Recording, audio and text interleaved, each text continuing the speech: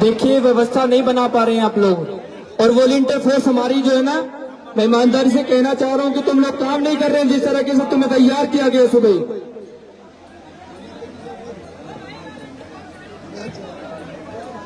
माननीय राष्ट्रीय अध्यक्ष जी हमारे बीच खड़े हो चुके हैं। मैं सभी से निवेदन करता हूं बैठ जाए। अब हम किसी को नहीं बुलवा रहे, सीधे माननीय राष्ट्रीय अध्यक्ष को बुलवा रहे हैं। तो मेरे सभी अपने भाइयों से हाथ जोड़ के निवेदन है कि बहुत धैर्य से सुने। माननीय राष्ट्रीय अध्यक्ष जी हमें बहुत कुछ दे के जाएंगे और हमारे लिए आगे समाज की लड़ाई लड़ने का मौका मिलेगा। माननीय राष्ट्रीय अध्यक्ष जी से मैं निवेदन करता हूं। माननीय राष्ट्रीय अध्यक्ष नीचे बैठो, अगर नीचे जगह मिले नीचे बैठ जाओ। मुझे जगह दे दो। जय भीम। अगर मुझे सुनना है तो चुप होना पड़ेगा। अगर आप चुप नहीं हो पाएंगे तो फिर बात को कहने का कोई असर ही नहीं होगा। अगर ये हमारी पार्टी संगठन की सभा होती तो हम उसको अपनी तरीके से व्यवस्थित कर लेते, क्योंकि ये समाज का प्रोग्राम है तो इसलिए आपसे अपील करनी पड़ रही है। वहां तो आदेश होता कि भाई चुप हो जाओ, जो इसको चुप होने का था चुप हो जाता, जिसको खड़े रहने का था खड़ा, जिसको बैठने कहते हो बैठ जाता। क्योंकि ये समाज की सभा इसलिए आपसे कहा जा रहा है कि बैठ जाओ।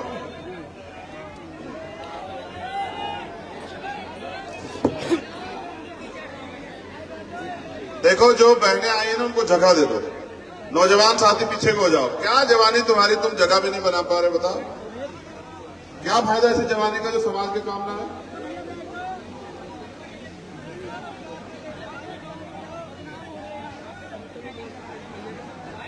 आगे को हो जाओ, ये माओ को थोड़े से आगे को होने दो, वहां से जगह हो जाएगी।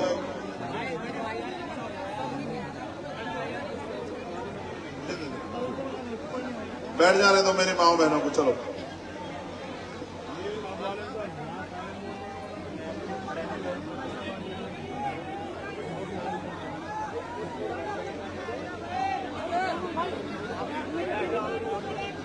अच्छा सभी से हाथ जोड़ के निवेदन है, कहीं बैठ जाओ, यहीं कहीं बैठ जाओ प्लीज।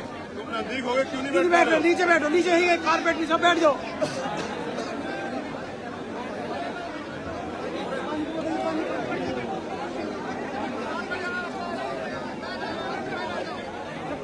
यार ये हमारे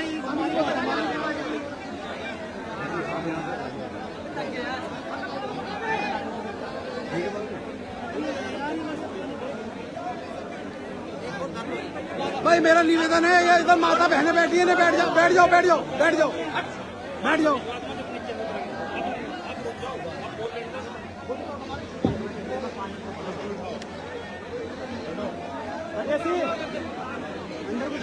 सम्मानित बैठो, क्या बैठो,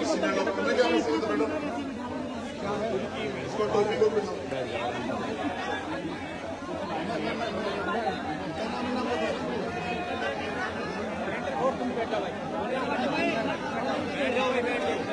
बस साइलेंट हो जाओ। नीचे हो जाओ, नीचे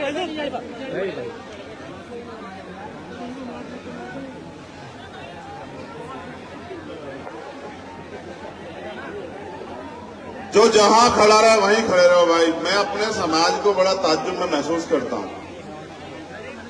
समाज को की लड़ाई लड़ने की बात कर, तो बैठना सीखे नहीं हो, भी कहां से लड़ लोगे लड़ाई। जो समाज अभी बैठना भी नहीं सीखा अपने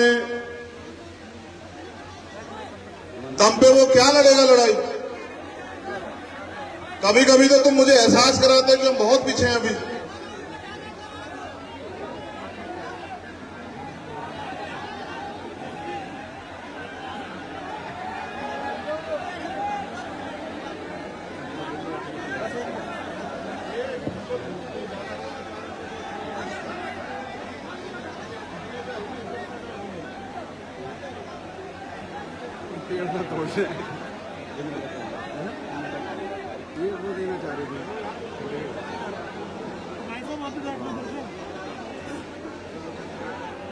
चलो बहुत बहुत धन्यवाद। मुझे बात शुरू करनी पड़ेगी। सर्वप्रथम तो यहां आज की सभा के जो अध्यक्ष हैं श्रद्धेय देवानंद ठेकेदार जी, और जो खानपुर के या खानपुर आसपास खतौली या मुजफ्फरनगर आसपास के जिम्मेदार लोग हैं, श्री क्या नाम, यशपाल प्रधान जी, श्री ब्रह्मपाल ठेकेदार जी, श्री पप्पू जी पूर्व प्रधान, श्री दिनेश ठेकेदार जी, श्री संजीव कुमार जी, श्री हरिदास जी, श्री जोगेंद्र जी, जगपाल पेंटर जी, श्री मुकेश जी, श्री मोहन जी, श्री ब्रजपाल जी और श्री फुलेंद्र सिंह, सुशील कुमार जी और दीपक ग्राम अध्यक्ष। इसके साथ एक टीम है जो रामराज की स्वागत करने आया है। मैं आपसे ले लूंगा स्वागत का, आप बैठ जाओ बस। फिर यहाँ मेरे साथ पहुंचे हमारे मंडल के, प्रदेश के, जिले के सभी भीम आर्मी आजाद समाज पार्टी के साथियों का धन्यवाद।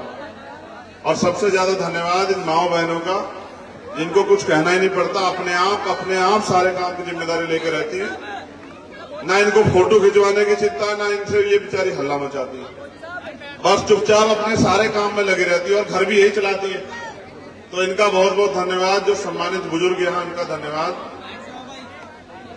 आप गांव वासियों को बहुत बहुत बधाई कि आपने बाबा साहब अम्बेडकर जी की प्रतिमा जो है स्थापित की अपने मंदिर में। ये बड़ा अच्छा प्रयास है, मैं इसके लिए आपका धन्यवाद करता हूं। और जो साथी इस क्षेत्र के आसपास के यहाँ पहुंचे हैं, जितने लोग यहाँ बैठे, इससे कई गुना तो लोग मेरे साथ आए, तो वो इधर कहीं खड़े होंगे बेचारे। तो मैं समझता हूं कि जगह छोटी है, लोग ज्यादा है, लेकिन इस कम छोटी जगह में ही हमें ज्यादा बात करनी और ज्यादा बात समझनी है। हमारी सबसे बड़ी ताकत है नौजवान। नौजवान को हिंदी में कहते हैं युवा, और उसका विपरीत होता है वायु। इस युवा को अगर सही डायरेक्शन में हमने चलने के लिए जगह दे दी, तो मुझे लगता है कि ये युवा जो है वायु से तेजी गति से आगे बढ़ेगा और इसका वेग इतना होगा कि इसका सामना जो है वो कोई कर नहीं पाएगा, कोई मुसीबत नहीं कर पाएगी। और इस युवा के भरोसे समाज जो है तर जाएगा, आगे बढ़ जाएगा। तो मैं भी आपके मंदिर में भी गया, जो सतगुरु रविदास जी महाराज का मंदिर आपने बनाया वो भी बहुत भव्य है, भव्य। वहां सतगुरु रविदास जी की मूर्ति रखी हुई है। तो ये तो हुई आपके गांव की बड़ाई की बात, जो आपने किया। अब अहम मुद्दे पे आते हैं। तो अहम मुद्दा ये है, भाई पत्रकार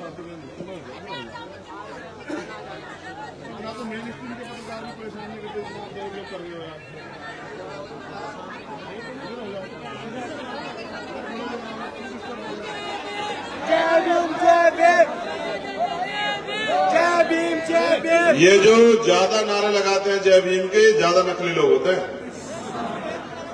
जो असली होते हैं वो बाबा साहब का काम करते हैं। अब काम क्या होता है मैं बताऊंगा तुम्हें, चुप हो जाओ बस। देखो अब अच्छा लगा है कि अब आप शांत हो गए। तो आपने बाबा साहब की मूर्ति स्थापित की अपने मंदिर में। पहला काम तो अच्छा ये है कि आपको इसकी जरूरत महसूस हुई कि बाबा साहब भी हमारे मंदिर में होने चाहिए। लेकिन मुझे ऐसा लगता है कि ये गलत है। आपने कहीं बाबा साहब को पूजने के लिए तो वहां स्थापित नहीं कर दिया कि आप जयंती पे जाकर उनको पूजें, क्योंकि जिनको आप मानते हैं उनको जानना तो जरूरी है। बाबा साहब अम्बेडकर अकेले ऐसे शख्सियत हैं बुद्ध के बाद जो ये कहते हैं कि मुझे पूजने की नहीं, पढ़ने की जरूरत है। मैं मूर्तियों में नहीं हूं, मैं किताबों में हूं। और आज उनकी वजह से आप यहां गांव में इतने सम्मान के साथ बैठे, इतना अच्छा मंच सजाया है। और मेरे जैसा प्राइमरी स्कूल का हेडमास्टर, प्राइमरी स्कूल के हेडमास्टर का बेटा इतने बढ़िया मंच पे आपको संबोधित कर, ये साहू जी महाराज के तक प्रयासों से। और जो संत गुरु महापुरुष हमारे हुए हैं समय समय पे जो जन्मे हैं, जिनमें सतगुरु रविदास जी महाराज, उनके अथक प्रयासों से आज इस समाज में इतनी ऊर्जा आई है। तो मैं ये समझता हूं कि जगह का में आपको बैठने में परेशानी है, मगर ये बताओ, कभी कभी जब आप सफर करते हैं तो कम जगह में भी तो सफर कर लेते हो, तब भी तो ऐसा समय भी तो काटना पड़ता है। आज उसी को सोचो कि एक सफर तय कर रहे हैं हम लोग। तो जो मैं आपसे बात कह रहा था कि बाबा साहब अम्बेडकर को पूजने के लिए वहां उनके जैसा बनने के लिए कितने लोग हैं जो उनके जैसा बनना चाहते हैं? बहुत अच्छे। चलो अब काम की बात हो जाए। तो आप ये जानते हो बाबा साहब अम्बेडकर कब बने? जब उन्होंने अपना पूरा जीवन अपने समाज और अपने देश की तरक्की के लिए समर्पित कर दिया, तभी तो बाबा साहब अम्बेडकर बने। जब वो बचपन में छोटे थे, बच्चे हमारे नौजवान भाइयों की तरह, तब वो बाबा साहब थोड़ाई थे हमारे। वो बाबा साहब कब बने? जब वो अपने जीवन में अपने सुख सुविधाओं को छोड़ के हमारे लिए जिए। जब उन्होंने अपने 4-4 बच्चे कुर्बान होते देखे, लेकिन अपने रास्ते से नहीं डिगे।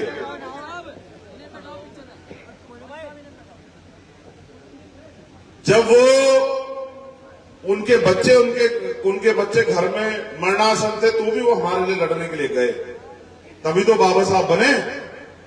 अगर वो सिर्फ अपने परिवार के लिए जीते, क्या बाबा साहब बन जाते? इसलिए मैं आपसे कह रहा हूं कि बाबा साहब के जैसे बनने के लिए करना क्या पड़ेगा कि बाबा साहब ने जो रास्ता दिखाया है, उस रास्ते पर चलना पड़ेगा। अब वो रास्ता उन्होंने फोटोग्राफर बनने का दिखाया आपको, नालायक को। कब कहा उन्होंने तुम्हें फोटोग्राफर बनो? उन्होंने तुम्हें कहा कि शिक्षित बनो, संगठित और संघर्ष करो, तो तुम क्या बनना चाहते हो? फोटोग्राफर ही तो बनना चाहते हो। यहां मेरे सामने बैठते भी तो नालायक हो या नहीं हो? अगर लायक समाज में पैदा हुए तो लायक समाज होते तो आज तुम्हें यहां सड़कों पर बैठना पड़ता क्या? जो लायक समाज होता है उनकी तो बड़ी बड़ी धर्मशाला होती है, उनके तो बड़े बड़े अच्छे जगह टेंट लगते हैं, उनकी माएं बहनें सड़कों पर थोड़े बैठती हैं। जो लायक समाज होता है, जो नालायक समाज होता है, उनका हाल होता है। अपने अंदर लायकी पैदा करो। जब आपके अंदर लायकी पैदा हो जाएगी तो बाबा साहब तो हमारे बीच है भी नहीं, हमारा तो मान सम्मान हमारी बहनें माएं हैं, और अगर उनको भी सम्मान नहीं मिल रहा तो हमारे लिए मंच किस काम का? गलत रास्ते पे चलने से कभी भी बाबा साहब अम्बेडकर का सपना पूरा नहीं हो सकता है। बाबा साहब ने हमें शिक्षित बनने के लिए कहा, उन्होंने कहा, रास्ता दिखाया कि ऐसी शिक्षा प्राप्त करो कि समाज को आगे शिक्षित कर सको। ये नहीं कहा कि 12वीं और BA और MA करके बीटेक करके और घर पड़े रहो, रोजगार ना मिले तो घर घूमते रहो, ऐसा नहीं सिखाया। उन्होंने तो ये कहा कि एजुकेशन, शिक्षा शेरनी का वो दूध है जो पिएगा वो दहाड़ेगा। जो शिक्षा ले लेगा वो समाज की तरक्की के लिए, उनको शिक्षित करने के लिए आगे बढ़ के निकल के आएगा। अब आप ये देखो, क्या आपको महसूस नहीं हुआ कि हाँ भाई मैं कौन? मैं भी तो आपके जैसा समाज का एक व्यक्ति हूं।